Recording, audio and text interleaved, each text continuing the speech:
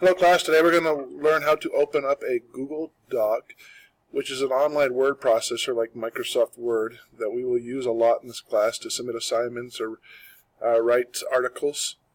And the way to do this is to first sign into your Gmail account. So you can see I've signed into my Gmail account.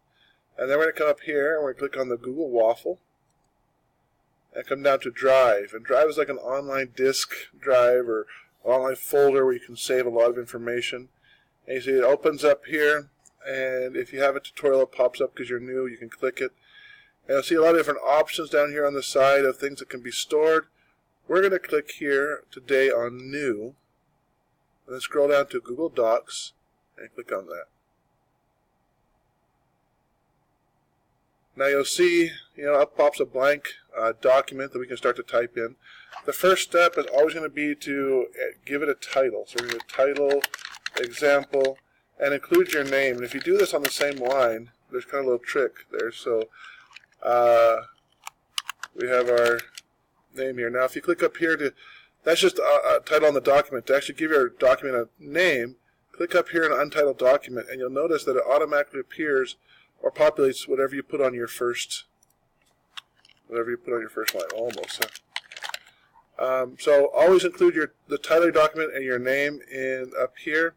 And then down here you can type anything you want. The final step is always remember that the way to submit a Google Doc to your teacher is to click up here on the Shared button.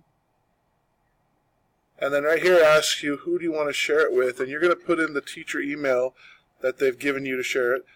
For our class, it's p6@sarita.net. We have that. You can include a note down here if you want to. And then once you hit send, that has been shared with the teacher.